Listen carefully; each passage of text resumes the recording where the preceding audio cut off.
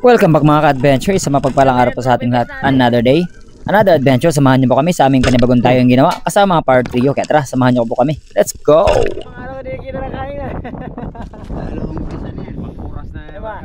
Pangatlong umpisa na ito. What's up mga ka-adventure? Isang mapagpalang araw sa ating lahat. Another day, another Milo ang ating ulam. Wow! Dahil ngayong araw kami dadayo. After a long while mga ka-adventure, makakadayo kaming muli. Kasama nyo siyempre yung power trio natin. Wala lang kaming trapal. Ito yung trapal ni Native Channel. Pag umulan, patay tayo. Agos yan. Anigin mga ka-adventure, samahan nyo po kami sa aming pong adventure na gagawin. Tayo kami. Siyempre daanan natin yung mga bahura kung saan tayo usually namamana hanggang sa matulog tayo na nangalaw. And I will find out mamayang gabi kung mamamana din tayo ng gabi. Banagan. Kapag hindi pa doon. Mana na si Papa Tonyo. Ikaw mamana? Ako maghuli ng banagan. Bisin mo lang mo. Storyahe Sa kaldero. yan mga adventure. So sige po, samahan niyo po kami. And again, thank you so much sa lahat ng patuloy na sumasama, tumatangkilik at sumusuporta sa lahat ng ating mga adventure na ginagawa. Again, maraming salamat and to God be the glory. Let's go! Let's go! At kami ngayon nagbiyahe ng mga ka-adventure. Ang aming unang bahurang pupuntahan ay ang bahura ng Basque Reef. Medyo malayo-layo ang amin pong biyahe na gagawin, pero okay lang kasi along the way ay padadaanan din naman namin ito papunta sa aming tutulugan mamayang gabi. Ay, yan ang mga ka-adventure. Tayo ay nandito na sa ating Papanaang area. Ang bahura ng Basco. Basco. Let's go.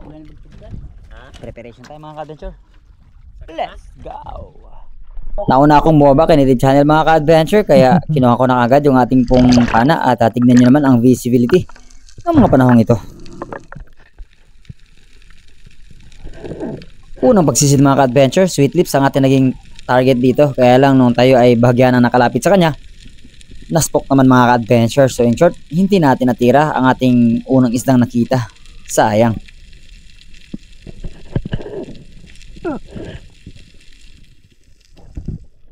Medyo matamlay ang bahurang ito mga ka-adventure. Siguro sa dami na rin ng mga lumalaot dito, iba't ibang klase ng hanap buhay ang ginagawa din sa bahurang ito mga ka-adventure. At sa atin namang sumunod na pagsisid, nahuli tayo ng kalabit mga ka-adventure kasi pumasok na sa bato itong luba.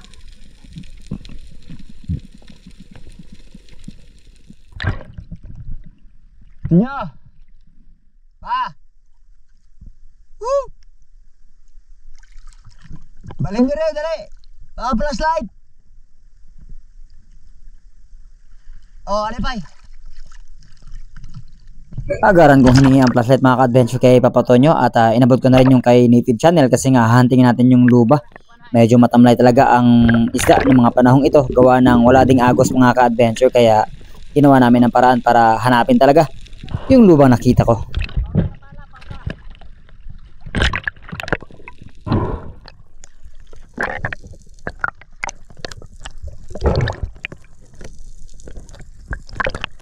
Naunang sumisid si Native Channel dahil gagalugarin namin ang batong ito mga ka-adventure. May napansin kasi akong galaw kanina, hindi ko lang ma-confirm kung ito ba ay blue ring or isa ring luba, pero yung sa akin po na hindi ko natira ay eto, nakikita ko na. Kaya lang kailangang planuhin at hindi basta-bastang panahin kasi crucial ang kanyang sitwasyon at nasa loob siya ng bato. Muli tayo nagsagawa ng pagsisid mga ka-adventure upang ituro kay Native Channel yung luba na nakatago dito sa bato. At nung nakita niya na, ay pinagplanuhan namin ng maigi kung ano ang mas mainam na gawin bago namin ito titirahin.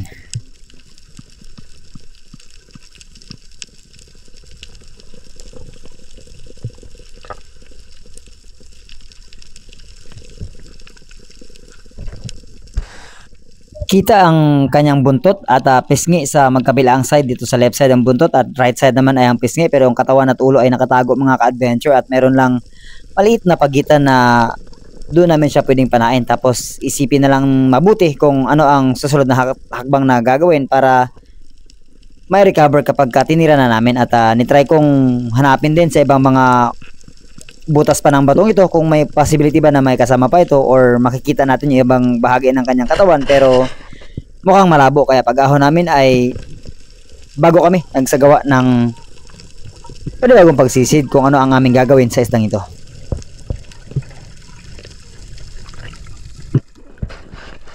And finally mga ka-adventure, eto na, execution time. Kailangan na naming tirahin at may plano nang naisip si Native Channel, kaya hawak-hawak niya na ang akin pong lubid na kapag tinira ko ang isda ay hihigpitin niya kagad ito, tapos ilalagay sa buya na nang sa ganun na hindi na makasiksik pa sa mas malalim na area yung isda kapag kinalabitan na natin.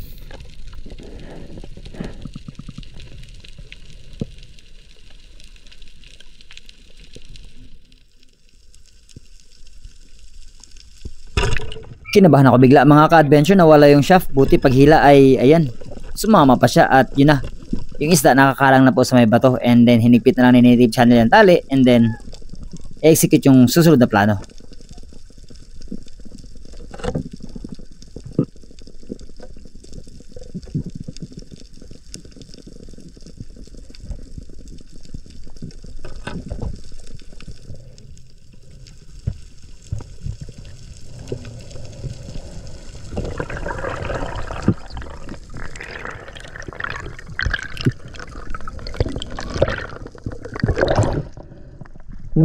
Namata. Ha? Kato na kato na ana. Pero to'y kanon. Okay. At agara nang sumisid si Native Channel mga ka-adventure upang i-clear ang itaas na bahagi na pinagtaguan po ng isda.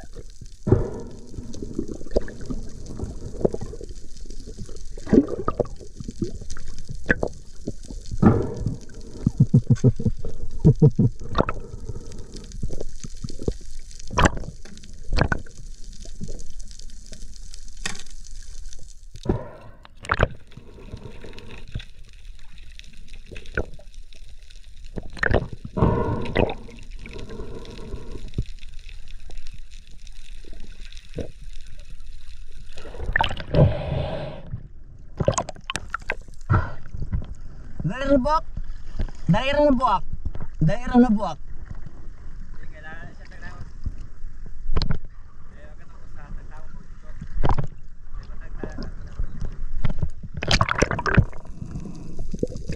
Binali ni Native Channel yung itaas na bahagi po ng corals na pinagtaguan mga ka-adventure. Isang bagsak nung bato na kanya pong binitbit mula sa ilalim ay nag-clear up na yung possible na daanan ng isda kapag ni-recover natin. Kaya after ko makapagpahinga, ako naman ang sumisid.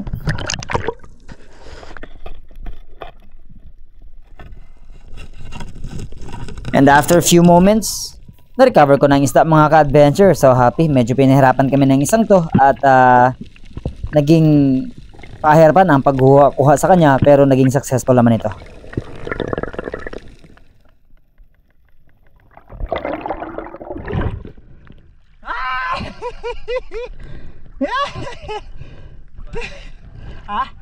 Ha? Awas na ako.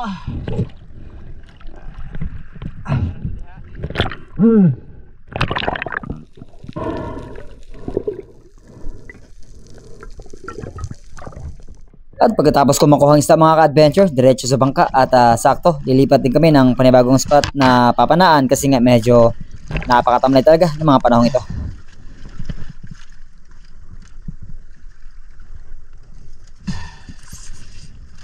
Largo sa bodegs.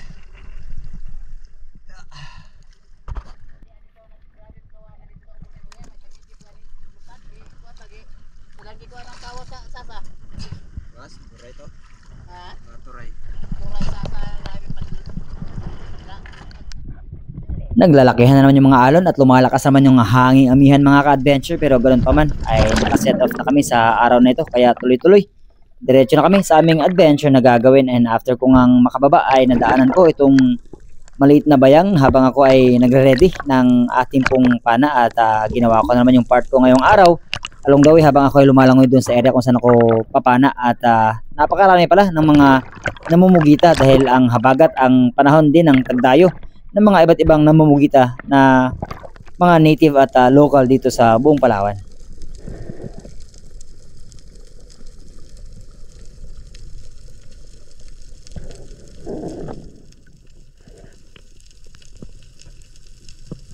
First drop mga ka-adventure, dito ako sa spot kung saan tayo madalas makakita ng mga malalaking sweet lips at luba. Nung bago pa lang natin dinidiscover ang spot na ito at 15 to 16 meters ang lalim po nito hanggang sa nakatanaw ko sa di kalayuan yung oriental sweet lips na almost mga 2 kilos na ang laki, kaya ito na lang aking pong pinagtuunan ng pansin kasi walang ibang masyadong isda ang nandito sa malaking batong ito.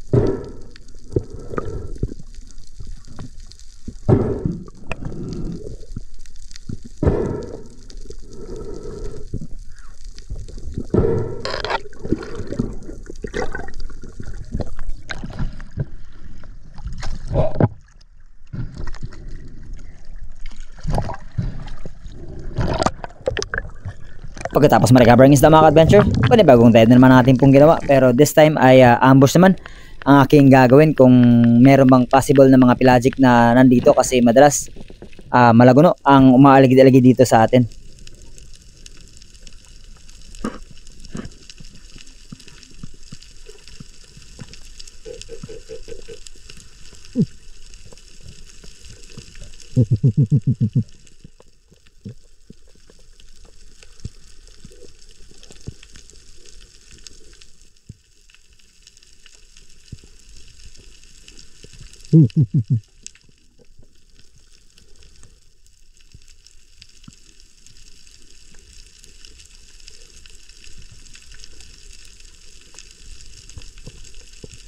No sign of anything big na pelagic mga ka-adventure maliban dito sa talakitok, kaya pinagtuunan ko na ng pansin etong dalagang bukid na malaki na ang kanyang size, kaya kinalabitan ko. Kaya lang ayan, inintangle niya naman, kaya hindi ko na kailangang i-recover ito diretso kasi naubos na ang akin pong hangin gawa nga ng ating pag-aambush o pagtatambay sa ilalim, kaya nagpahinga muna ako and wait for the recovery hanggang sa tuluyan ng makagawa ng panibagong pagsisid.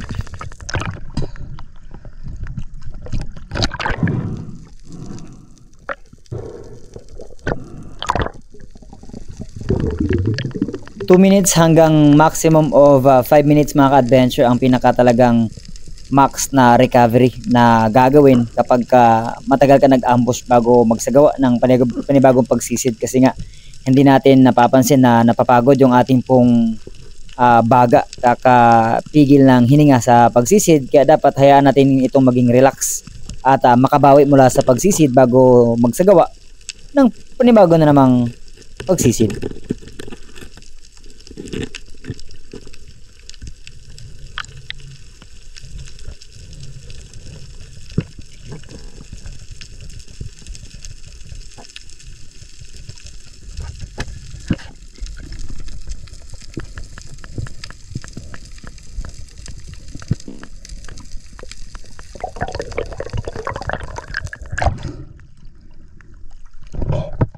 At dahil tanghali na mga ka-adventure, nakakagutom na, kaya hinatid ko muna yung aking huli sa bangka at pinagsigang na si Papa Tonyo ng dalagang bukid para pagbalik namin mamaya ay kakain na lang kami.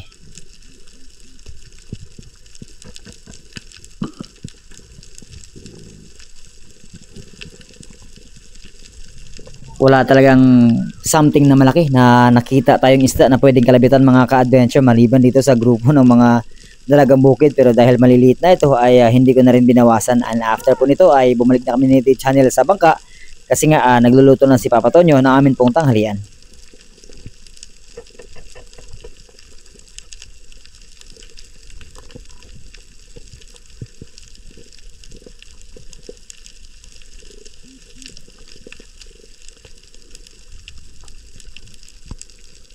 At pagkabalik ko sa bangga mga ka-adventure, sa ilalim lang ay natanaw ko yung napakalaking indong or moray eel. Habang si Native Channel ay umahon na dahil nga naglalaglagan yung mga bitukan ng isda na nilinis ni Papa Tonyo. At ito ang kinakain po ng indong, kaya agaran akong sumisid dahil confident akong tirahin ito dahil wala siya sa butas ng bato at hindi ako mahihirapan, kaya hindi ko na pinatagal mga ka-adventure. Eto, kukunin na natin.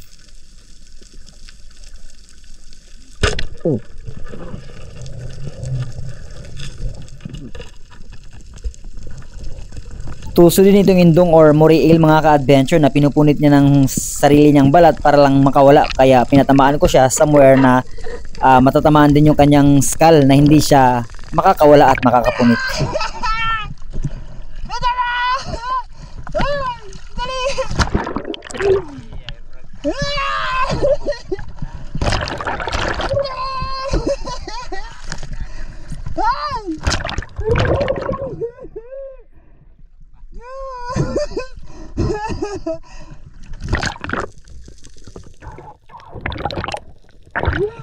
Nila ka masih makabi. Kugita. Nila. Jadi.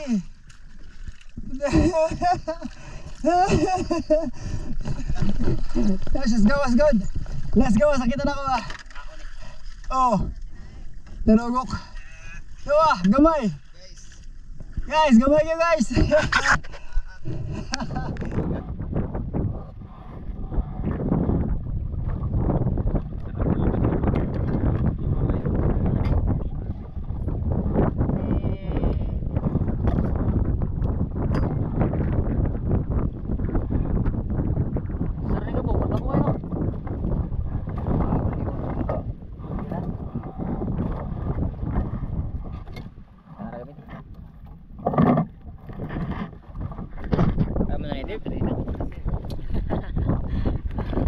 Kanina pa nito. Ako kain pa dahil ngayon ko lang nakita. Thank you Lord. Ano yan? Kala ko ayaw mo na. Ayaw mo nang tigilan. Grabe sa ko, marang galit ah. Marang 5 araw na hindi kita nakain na. Dalawang umpisa na yan. Oras na Diba? hindi kami Pangatlong umpisa na ito.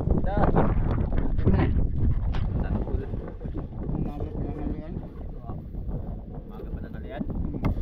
Bisis ka na ng kalian. Hati lang.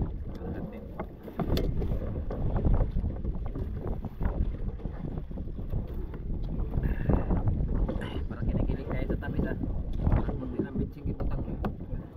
Ano yan, nilagyan ko ng suka yan. Kinila na ito.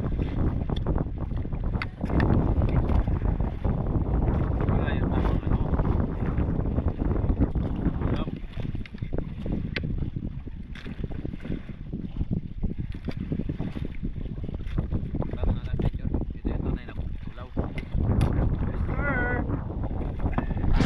Ayan mga ka-adventure, lunch break. Dahil nasigang na ng ating pangluto, ang ating ulam. Tabla-tabla ba sabaw? Sabaw na lang tayo eh. Sabaw na lang. Dalagang bukid.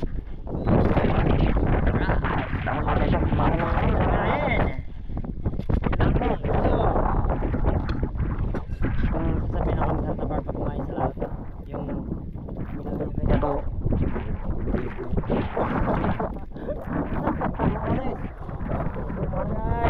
Higupi. Init. Tama. Payong ka. Ito no, payong ka. Shout out sa Trapal ni Native Channel. Nasaan ka man trapal ka, sana umuwi ka na. Shout out Trapal ni Native Channel. Pag umulan na mamayang gabi, nga. Basa Tuyo. kayo. Init kayo. Tama ka dito. Tamis nito. Nagukad sa kung ako ang pagkaon. Wait lang. Hindi ka mga ka-adventure. Ako na hindi pa tapos. Papato nyo tapos na. Native Channel, yun. Tanggalin yung Native Channel yung nakukuuli natin malaking moray eel. Indong. Naka-indong mga ka-adventure. Indong. Tapos nga lang po ito. And then biyahe na po kami. Punta kami nga. Pahinga. Tapos hapon.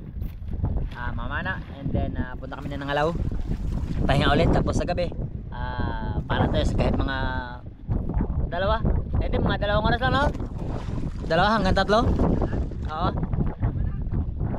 Tapos pahinga, and then bukas ulit. Anong puro ko na naman ng gabi? Alam na, banagan. Bangagan daw, hindi, bangagan. Sagana sa pagkain ba? Paano pag pinulot ka? Mihan eh. Ate mo yung trapal. Di Colores. Yung kumot ni Nito Chal, ginawang trapal. Mga siya. So see you later pag umihan na tayo. Anong ginawa niya?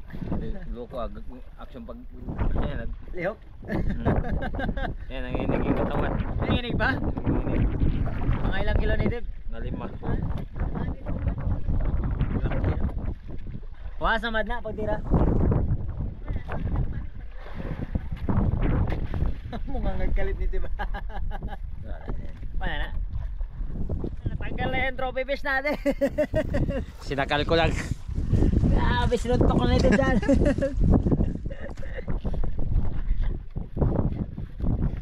Gait mo yung pangkuha mo niya yung ginaira niya bang isang bisis. 2 bisis nang Oy! Ba, malaking lapoy mo ah.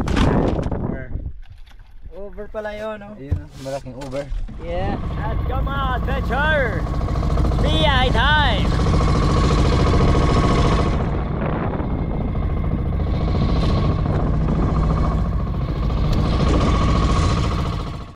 Magandang hapon. Shout out kay PSSG Margatis ng Santa Cruz, Laguna Police Station.